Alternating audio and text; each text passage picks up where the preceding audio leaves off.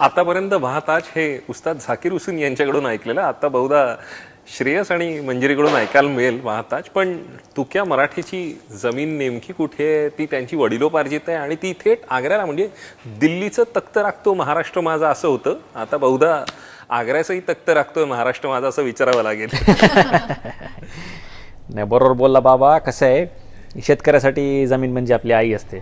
आणि आपल्याला कळलं की जेव्हा आग्र्याला आपली जमीन आहे तेव्हा मी जाऊन बघितलं आणि मला कळलं की तिकडे ते बांधलं आहे त्यांनी ताजमहल. म्हटलं चालणार नाही बाबा, आपली जमीन आहे, आपल्याला परत मिळायला पाहिजे. लोकांनी मला म्हणलं बाबा बेबक, एक तर तिकडे ताजमहल आहे, असं धरून चालू की ती जमीन तुला मिळाली, तू काय करणार? म्हटलं ताजमहल काढणार आणि शेती करणार तिकडे दादा, कारण तेवढंच करू शकतो आपण. तर असं एक छोटंसं ते छानसं युनिकचं एक ती गोष्ट आहे की एक महाराष्ट्रातला एक शेतकरी त्याच्या बायकोला आणि छोट्या मुलीला घेऊन आग्र्याला जातो आणि ताजमहलच्या बाहेर उभा राहून असं तो अनाऊन्स करतो की ही जमीन ज्याच्यावर ताजमहल बांधला आहे ती आमची आहे, आमच्या पूर्वजांची, ती आम्हाला परत मिळायला पाहिजे. अरे हा कॉन्सेप्ट एवढा इंटरेस्टिंग आहे आणि हे सगळं म्हणजे ते ऐकताना पाहताना असं वाटलं अरे म्हणजे हा एक तिरपागडा थॉट. म्हणजे वेलकम टू सज्जनपूर सारखी एक वेगळी फिल्म तू केली होतीस त्या ह्याच्यात, म्हणजे त्यातला असणारा तो ह्युमर, त्यातला साधेपणा आणि यामधला कशा अर्थानं तू, म्हणजे श्यामबाबू ते अर्थात आत्ताचा नवा दिग्दर्शक, कशा अर्थानं हा प्रवास तू पाहिलास? आय फील कुठेतरी आय गेस त्या ज्या फिल्म्स केल्या आहेत त्याच्यामुळे लकीली माझ्या बाबतीत असं झालं आहे की अजूनपर्यंत तसा मी टाईपकास्ट कुठे झालो नाही आहे की मी कॉमेडी पण करतो, मी डोरसारखी किंवा सज्जनपूरसारखी एक फिल्म करतो, मी मध्येच एक गोलमाल रिटर्न्स पण करतो आणि ओम शांती ओम पण करतो. सो मला जे आवडतं ते काम मी त्या वेळेला करतो. मध्ये असंही झालं की काही फिल्म्स ज्या मला वाटल्या होत्या चांगल्या असतील त्या तेवढ्या चांगल्या झाल्या नाही चालल्या वगैरे. मग एक पॉईंट आला जिथे मला असं वाटायला लागलं की बॉस काहीतरी करण्यापेक्षा आपण थांबू, जे आवडेल ते करू. मग मी थोडं प्रोडक्शनकडे लक्ष दिलं. मग मराठीमध्ये एक बाजीसारखी फिल्म केली. पण हा सब्जेक्ट इतका युनिक होता की आणि ते नवीन दिग्दर्शक आहेत अजित सिन्हा. मला आठवतं की त्यांनी माझ्या मॅनेजरच्या थ्रू मला कॉन्टॅक्ट करायचा प्रयत्न बरेच दिवस करत होते. फायनली मला त्यांनी सांगितलं मॅनेजरनी की एक उनकी वन लाईन आहे, तो ॲटलिस्ट वो सुन लेते. पण नवीन लोकांचं कधी कधी काय होतं की तुम्ही वेळ देता आणि काहीतरी वाह्यात कधी कधी घेऊन, सो कधी कधी भीती वाटते. तर मी त्यांना बोललो होतं की ठीक आहे सर, एक 15 मिनट देता हूँ, आप एक वन लाइन खाली आप मुझे सुना दीजिए. ते बोलले नहीं सर 15 मिनट नहीं सर 5 मिनट चाहिए. तो बोला 5 मिनट में सुना दोगे आप वन लाइन? तो बोला हाँ सर, वन लाइन 5 मिनट में सुना देंगे. म्हटलं ठीक आहे, आप आ जाइए. ते ऑफिसला आले आणि त्यांनी मला ही वन लाइन अशीच ऐकवली की ऐसा ऐसा फार्मर है महाराष्ट्र का, वहाँ चला जाता है, बोलते ज़मीन हमारी है. म्हटलं अच्छा आगे? तो आगे सर नरेशन में बताए. आणि मग जेव्हा अख्खी गोष्ट ऐकली ना तेव्हा अख्खा सिनेमा माझ्या डोळ्यासमोर उभा राहिला. आणि मी म्हटलं की एखादा ॲक्टर वेडा असेल की जो अशा रोलला नाही म्हणेल. सो ताबडतोब आम्ही मग प्रोड्युसरला वगैरे भेटून फॉर्मॅलिटीज करून सुरू केलं. कशा अर्थानं तुला हे कॅरेक्टर मिळालं मंजिरी, आणि इथली मराठी मुलगी, म्हणजे नावानिशी मराठी असणं, जन्मजात मराठी असणं आणि मराठी येणं, तू कशा अर्थानं हे पाहिलंस आणि त्याला असणारा हिंदी लहेजा? तो बिकॉज मेरी मराठी इतनी अच्छी नहीं है तो मुझे थोड़ा सा डिफ़िकल्ट रहा, लेकिन मैं मराठी अच्छे से समझती हूँ और मैं फोनेटिकली मुझे सब हिंदी में अगर बोला जाएगा तो वो कौन से कहाँ पे वो मोड़ जो लिहाजा होता है वो कैसे आएगा वो मैं समझती हूँ. और प्लस श्रेयस के साथ काम कर रही थी तो श्रेयस को सुन के मैंने और इम्प्रूव किया एंड पकड़ा उसको. So that's how I worked on my. So she was, no, the good thing about her is she was very candid. म्हणजे इंडस्ट्रीमध्ये असून पण अजूनपर्यंत तिला तशी हवा लागलेली नाही आहे. सो तिला तिचे स्ट्रेंथ्स माहिती आहेत, तिला तिचा वीकनेस काय आहे ते माहिती आहे. आणि she would you know very candidly she would come and say कि यार मेरे को ना वो एक्सेंट वाला उतना जम नहीं रहा है, तो तू मेरे को बता कैसे करना चाहिए. नाही तर अजितजींना सांगायचं की मेरे को थोडा आप हेल्प आउट कीजिए. आणि मग ऐकून आम्ही रिहर्स करायचो, प्रॅक्टिस करून मग ती तसं बोलायची. आणि लाईन्स चोरते पण ती एक्टर्सच्या. अजित जी, श्रेयस की 4 डायलॉग में से 1 मिल सकता है. पण ह्यातला म्हणजे जो शेतकरी आहे, जमिनीसाठीचा झगडा आहे आणि तो एका परक्या आपल्या राज्याच्या बाहेर जाऊन तो झगडायचा आणि त्या ह्याच्यात येणारे अनेक अडथळे आहेत तशा अर्थाने. आज शेतकऱ्याचं दुःख आज आपण नाना किंवा मकरंद ज्या पद्धतीने पाहतोय, एक शेतकरी आज तू रंगवतोयस, कशा अर्थानं ते पोटतिडकीने मांडताना तुला वाटलं? एकतर तू म्हणालास तो मुद्दा जो शेतकऱ्यांचा आहे तो डेफिनेटली या फिल्ममधला जो मेसेज आहे तो शेतकऱ्यांसाठीचा, त्यांच्या फेवरमध्ये असणारा आणि त्यांची बाजू मांडणारा असा तो एक मोठा मेसेज आहे. पण अर्थात आपण नुसतं मेसेज म्हणून लोकांना सांगायला गेलो तर ते म्हणतात ज्ञान देणं बंद कर आणि चल, आम्हाला सगळं माहिती आहे. पण ते हलक्या फुलक्या पद्धतीने केलं तर ते लोकांपर्यंत जास्त इफेक्टिव्हली पोहोचतं. तर त्यामुळे प्रयत्न एक तो होता. दुसरं म्हणजे जे नाना काका किंवा मक्याकडनं आपण ऐकतो गोष्टी आणि असं वाटतं की चायला 2-2, 5-5 हजारासाठी लोक जीव देतात आणि जे आपण म्हणजे फिल्म बघायला गेलो तर फॅमिली सकट 2-2.5 हजार आपले असेच खर्च होतात. त्यामुळे ते कुठेतरी डोक्यामध्ये सतत होतं आणि मग असं होतं की हा मुद्दा जो आपल्याला मांडायचा आहे एकतर मराठी कॅरेक्टर, त्यामुळे आपलं ते कल्चर आणि ते लँग्वेज आणि ते सगळं होतंच. पण त्याच्याबरोबर जो मोठा मुद्दा आहे तो जर का तुम्ही रिलेट करू शकता त्याच्याशी आणि तुम्ही तो फील करू शकता तर मला वाटतं तुम्ही तो जास्त इफेक्टिव्हली तो मांडू शकता. आणि तू म्हणाल त्याप्रमाणे की महाराष्ट्रातला एक शेतकरी आणि तुझं काय घेणं देणं बाबा तिकडे आग्र्याला, काय संबंध तुझ्या पूर्वजांचा आग्र्याशी, पण तो ते ज्या पद्धतीने मांडत जातो सगळं एक एक. आणि आधी तर लोक असं अनाऊन्स केल्यावर त्याला म्हणतात वेळ लागला याला, त्याला बाजूला करायला. लोक सांगतात इथं कोण आहे उधर तमाशा कर रहा है, उसको हटाओ वहाँ से. तो सांगतो की पर मेरे पास परमिशन है. तो काय का परमिशन? वो तमाशा करने का परमिशन है. हम लोग महाराष्ट्र का है ना, वो लावणी करते उसको हम तमाशा बोलते. ये देखो आपका लेटर है म्हणून दाखवतो. तो देखो आप लोग गोते में आ जाओगे, ऐसा सब करोगे. तर तिकडनं सुरुवात होते त्याची आणि त्याला थोडंसं बाजूला काढतात तिकडनं. पण तो कसं लोकांना हळूहळू हळूहळू जोडत जातो, कन्व्हिन्स करतो आणि फायनली मग कळतं की बाबा हा खरंच कोण आहे, हा माणूस हा कुठून आला आहे, ह्याचा हेतू काय आहे हे सगळं करण्यामागे. सो ते कुठेतरी because you feel for that, because you know that, because you seen stories, because you heard stories, I felt personally मला ते परफॉर्म करताना खूप मदत झाली त्या सगळ्या गोष्टी. या सगळ्यात आम्हाला अभिमानासाठी वाटतं की अरे म्हणजे एक मराठी माणूस मराठीचा झेंडा घेऊन हिंदीत बॉलिवूडमध्ये तितक्याच डौलाने तो मिरवतोय. पण ज्या वेळेला तिथे घाटी असं म्हटलं जातं आणि तुझ्या प्रोमोमध्येही घाटी असा उल्लेख आहे त्या गोष्टीचा, आणि मग तो म्हणतो नाही नाही तो अदबीने अभिमानाने घ्या घाटी महाराज. तर त्या सगळ्या गोष्टीला म्हणजे आज मराठी बाणा, मराठी अभिमान हा आपला इथे आहे, पण तिथे जाऊन ते काम करत राहणं एक जागतिक स्तरावर असेल, राष्ट्रीय पातळीवर असेल, कशा अर्थानं तुम्ही दोघंही या मुद्द्याकडे पाहता? सी आय थिंक तो पण जो मुद्दा होता ना की तिकडे तो त्याला घाटी बोलतो आणि लोकांना वाटतं हा वळला, आता हा धरणार त्याला आणि मारामारी वगैरे सुरू होईल. पण त्याचा मुद्दा त्याला मांडणं जास्त इम्पॉर्टंट आहे. त्यामुळे तो जितका स्वतःबद्दल त्याला रिस्पेक्ट आहे, स्वतःच्या कल्चरबद्दल, लँग्वेजबद्दल, लोकांबद्दल जेवढा रिस्पेक्ट आहे तेवढाच रिस्पेक्ट त्याला इतर राज्यांबद्दल आणि देशाबद्दल सुद्धा आहे.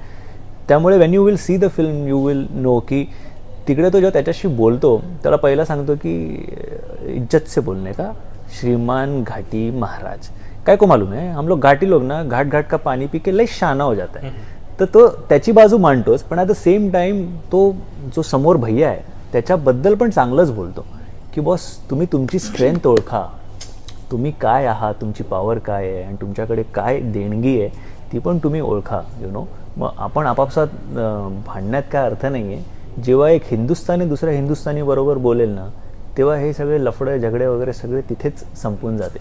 सो त्याचा असं कुठेच आम्हाला तो हे करायचा नव्हता की मी महाराष्ट्राचा आहे आणि तू यूपीचा आहे तुला दाखवतो आता, तो मुद्दाच येत नाही. बिकॉज ही नोज की my agenda is a bigger agenda आणि that is what I need to present in front of people rather than these petty things. बॉलिवूडमध्ये अशा पद्धतीचा मराठी माणूस म्हणून करणारा स्ट्रगल हा वेगळा असं वाटतं? नाही रे, खरं तर आता तसं काही वॉटरटाईट कंपार्टमेंट्स नाही आहेत. हां, आणि तसं आता राहिलं नाही आहे. तुमच्याकडे टॅलेंट असेल तर तुम्हाला कोणी थांबवू शकत नाही.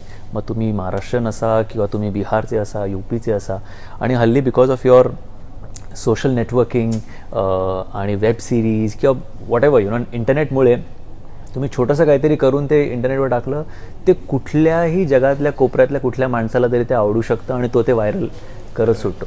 त्यामुळे तुमची कम्युनिटी काय किंवा तुमची लँग्वेज काय, it really doesn't matter as long as your talent speaks for your self. And बॉलिवूडमध्ये सुद्धा I think they've been more than accommodating and happy and supportive when it comes to real talent. So yes, there are certain pockets जे थोडंसं family dominance वगैरे आपण म्हणू त्याला, पण overall जर का तुम्ही बघायला गेलात ना तर एक पॉकेट आहे तो. म्हणजे तुमच्या जॅकेटमध्ये जर 4 खिसे असतील तर एक खिसा आपण त्याला डेडिकेट करू, पण बाकी 3 जे आहेत ते शेअर टॅलेंटवर चालणार आहेत. आणि प्रतिभेचा मुद्दा हा अबाधित राहतोच. मंजिरी, हे व्यक्तिरेखा ही सापडणं, ती पकडून ठेवणं आणि ती साकारणं, कशा अर्थानं तुझ्यासाठी तो मुद्दा होता आणि श्रेयसने कशा अर्थानं मदत केली त्यावेळेला? म्हणजे त्याच्या लाईन्स वगैरे तू घेतल्या असतीलच बट एक कैरेक्टर के ऊपर काम करना एक एक्टर के लिए बहुत ही एक्साइटिंग प्रोसेस होती है. So I really enjoy the actors process, like understanding a character, उसका बैकग्राउंड क्या है, उसकी बैक स्टोरी क्या है, वो उसका बोलने का लिहाजा, body language, everything is really important. That is the fun part of being an actor. That's the reason why we are here in the industry. So yeah, of course. So I enjoyed working on that. Plus, of course, I told you कि श्रेयस ने बहुत help की with not just the dialogues but also I think watching Shreyas perform as an actor, even in the promotions for that matter, how he suddenly slips into Tukaram Marathe and like no dialogues or anything, he just comes up with things. काही बोललं तरी ती हसते कशावरही. He's a funny boy, yeah. He's damn funny, whatever he says. So it's very interesting to observe and learn. मला नसीरजींनी एक खूप छान गोष्ट सांगितली होती, आय गेस मी कदाचित तुला सांगितली असेल आधी, की एक गायक त्याचा रियाज सकाळी उठतो, रेडी वगैरे होतो, मग त्याच्या काहीतरी पेटी वगैरे घेतो आणि त्याचा रियाज सुरू करतो. एक म्युझिशियन पण त्याचा रियाज उठल्यावर त्याचं इन्स्ट्रुमेंट्स घेतो आणि सुरू करतो. पण एक ॲक्टरचा रियाज तो सकाळी उठला, डोळे उघडले की त्याचा रियाज सुरू होतो, ते तो रात्री झोपेपर्यंत, डोळे बंद झाले की रियाज बंद. ओके, सो तोपर्यंत तुम्ही जेवढं काही ऑब्झर्व करता त्यात तुम्हाला काही ना काहीतरी मिळत जातं. सो मी तेव्हापासून असं ठरवतो की अर्थात ते नेहमी होतच असं नाही, पण दिवसभरामध्ये तुम्हाला एक जरी अशी कुठली गोष्ट मिळाली ना की जी तुम्ही तुमच्या कॅरेक्टरमध्ये कुठेतरी यूज करू शकता, तरी ते खूप होतं. सो आय गेस काय मराठी तुला भेटलेला असा, म्हणजे आता छोट्या छोट्या गोष्टी आहेत, जसं मी मक्या अनासपुरे मला भेटलाय.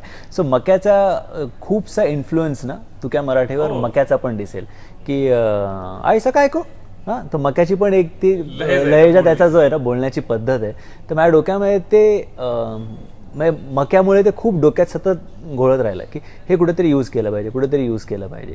प्लस असं होतं की तो महाराष्ट्रीयन आहे, पण हिंदी स्पीकिंग ऑडियन्सला सुद्धा तो काय बोलतोय ते नीट कळलं पाहिजे. So we didn't want to alienate anyone. पण हॅव्हिंग सेड दॅट मक्याचा हा मला खूप उपयोगाला आला. इनफॅक्ट मी मक्याला फोन पण केला होता मधनं 1-2दा, की जनरल फक्त त्याशी बोलून ऐकायला, आणि 1-2 गावाची नावं मला पाहिजे होती. तर मक्याला अशी खूप वेगवेगळी नावं खूप माहिती असतात. सो मी त्याला म्हटलं मला असं काहीतरी इंटरेस्टिंग नाव पाहिजे, तर मक्याने तेव्हाही मदत केली होती. मग आमचा अजून एक मित्र आहे मंदार जोशी म्हणून, आपला एक रिपोर्टर आहे, तो सप्टेंबर नाही बोलत, तो सप्टेंबर बोलतो. अरे सप्टेंबरमध्ये रिलीज आहे ना तुझं, तर मला ते, आणि ऑक्टोबर हे मॅड डोक्यात होतं. तर मी ते पण आता प्रमोशनमध्ये कुठेतरी वापरते की 23 सप्टेंबर को रिलीज आहे. सो आय थिंक या गोष्टी कुठे ना कुठे कधी ना काहीतरी उपयोगाला येत राहतात. पण ह्या सगळ्यात म्हणजे करिअरच्या टप्प्यावर हा तुक्या मराठी तुला काय देऊन जाईल असं वाटतं? कारण इक्बालपासून ते आता तुक्या मराठीपर्यंत, म्हणजे अर्थात वेगवेगळे मराठी सिनेमा आहेत त्यामधले, पण तरीही यार ऑनेस्टली सांगायचं तर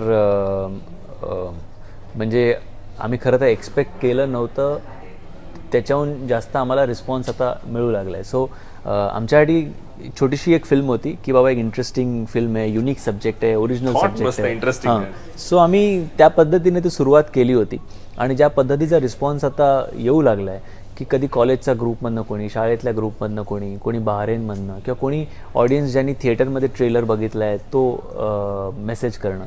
so I think that in itself is a very positive sign. And that is giving us a lot of happiness. तुक्यानी मी काम करत असताना जे मला सॅटिस्फॅक्शन दिलं ते तर वेगळंच, पण रिलीज झाल्यानंतर मला असं वाटतं की अर्थात ॲज अन ॲक्टर फिल्म चालावी आणि त्याच्यामुळे अजून इंटरेस्टिंग सब्जेक्ट्स माझ्याकडे यावेत, पण त्याचबरोबर मला असं वाटतं की जो मुद्दा आम्ही मांडला आहे तो मुद्दा एक काहीतरी लोकांपर्यंत पोहोचावा आणि कुठेतरी कोणीतरी इन्स्पायर होऊन त्या मुद्द्याला अजून पुढे न्यावं. बाकी तर मला वाटतं गणपती बाप्पांनी न मागता खूप काही दिलं. म्हणजे आता हे लगेच बोलेल की मॉडेस्ट वगैरे, पण आय गेस इथपर्यंत पोहोचणं एका मिडल क्लास महाराष्ट्रीयन मुलासाठी अशक्य होतं. सो ते कुठेतरी बाप्पाच्या आशीर्वादाने इथपर्यंत आलो आहे. इथून पण पुढे जर का घेऊन जायचं असेल तर तोच घेऊन जाईल. गाता गळा फार सुंदर आहे, मगाशी मी ऐकलं.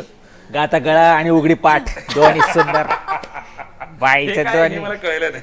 बाई जेव्हा पहिल्या दिवशी रेडी होऊन आल्या की नाही शूटिंगला, तेव्हा मी बघितलं, म्हटलं वा बाई एकदम नऊवारी बिवारी घालून आले सर, क्या बात आहे, मॅडमने एकदम मेहनत की आहे. आणि मग मॅडम वळल्या, मॅडम वळून दाखवा जरा, दाखवा की बॅकलेस ब्लाऊज दाखवा. तिला आपण मिठी मारतो ना, मिठी मारणे म्हटलं अरे पाठीला काहीच म्हटलं जरा वळ, ती वळली, म्हटलं वा ग्लैमर छोड़ा नहीं मैडम ने, आगे पूरा नऊवारी वगैरह सब करके पीछे बैकलेस ब्लाउज पहन के आई मॅडम. तो म्हणून गाता गळा आणि उघडी पाठ दोन्ही घेऊन आली आहे मॅडम. आणि गाता गळ्याचं असं आहे, आमच्या प्रोड्युसरला आधी माहीत नव्हतं की चांगली गाते आणि शिकली आहे, म्हणजे प्रॉपर त्याची आजी शिकवायची ना, आजी पण गायची शिकवायची. Classical music teacher. इंदोरचे आहेत का? नीमच, अच्छा. Gwalior, Neemuch, all that place. So त्यांना माहिती असतं तेवढ्याच पैशात त्यांनी जरा गाणं बी गाले ना. होऊन जाऊ द्या. ओके, सो हमारी फिल्म में एक बहुत प्यारा सा भजन है, कान्हा मेरे कान्हा. तो कान्हा मेरे कान्हा दुख की घड़ी है, कासे कहूँ मैं विपदा पड़ी है, तू ही तू पालनहार, तू ही तू पालनहार. क्या बात आहे. कारण कुमार गंधर्वांच्या भूमीशी नातं आहे म्हटल्यावर गाता गळा ऍब्सोल्युटली. आणि गायिका म्हणूनच घ्यायचं होतं. हैं? आमच्या डिरेक्टरची एक अशी गोष्ट आहे, आमचे डिरेक्टर अजित सिन्हा, तिने हिला हिची पहिली फिल्म बघितली होती आणि बोलले होते की मंजिरी जिस दिन मैं अपनी पहली फिल्म करूंगा मैं उसमें तुम्हें डेफिनेटली कास्ट करूंगा. Because he thought I am a good actress, that's why. Cast. Okay, not because of what you're going to say after this. Now say. Cast केलं झालंय, खूप खुश होती. म्हटलं तेरे को मालूम है क्यों लिया? तो उसने पहली फिल्म देखी देरी और उन्होंने बोला ये बच्ची पे बहुत मेहनत करनी पड़ेगी, इसको बहुत सिखाना है अभी. इसको मैं अपनी फिल्म में लूंगा और सिखाऊंगा कैसे करते हैं काम, कैसे करते हैं. सो मॅडमने काहीतरी शिकायचा प्रयत्न केलाय आता. निश्चित, पण कानावर वेगळाही आहे. तू दिग्दर्शक म्हणून समोर येतोयस, पोस्टर बॉय नव्या अर्थाने, खऱ्या अर्थानं पोस्टर बॉय होतोय. खूप बाबा, खूप मोठी रिस्पॉन्सिबिलिटी आहे ती. कारण काय, माझ्याकडे एक 2.5 किलो का हात आणि एक 1.5 किलो का हात असे त्यामुळे दोन्ही बाजूला असे जडजड हात घेऊन चालायचं आहे मला. सो बट या it's very exciting. I am very very nervous, पण ती नर्वस एनर्जी मला वाटतं कुठेतरी मला चार्ज पण करते. पण हॅविंग सेड दॅट मला असं वाटतं की आजपर्यंत सनी पाजींना आपण मारधाड आणि एक चांगला भाऊ, चांगला मुलगा वगैरे याच्यात बघितलं आहे. सो त्यांनासुद्धा मी जेव्हा गोष्ट ऐकवली तेव्हा he was also very happy की he is also getting to do something else, something new. So त्यांचे असं म्हणणं होतं की मैं मारधाड कितने साल करूँगा, at a point I would want to do something else, something new. And now when even धरमपाजींना मी जेव्हा भेटलो तेव्हा त्यांना गोष्ट ऐकवली आणि त्यांचे असं म्हणणं होतं की यार तुम लोग नए लोग अभी इतने अच्छे अच्छे नए नए सब्जेक्ट्स लेके आते हो, हम लोग के लिए भी कुछ लिखो यार, सो आय रिअली फेल्ट की त्यांच्यासाठी सुद्धा मला त्यांनी हे बोलणंच माझ्यासाठी खूप मोठी गोष्ट होती. So yes, it's big responsibility, especially entire Maharashtra ज्यांनी ती फिल्म बघितली आहे आणि खूप खूप भरभरून, म्हणजे अजूनही टी व्हीवर वगैरे ती आली की मला फोन्स असतात की अरे पोस्टर बॉय लागली आहे, आम्ही बघतोय वगैरे. सो कुठेतरी त्यांच्या अपेक्षांवर I hope I am able to live up to those expectations that they have from me. Wish you love luck and success, कारण हा तुझा यशाचा वेलू जो आहे तो गगनावरी कायम जात राहावा आणि यशाचा इंद्रधनू खुलत राहावा. Wish you love luck and success. Thank you so much. Yes. Thanks so much. Thanks a lot. Thank you.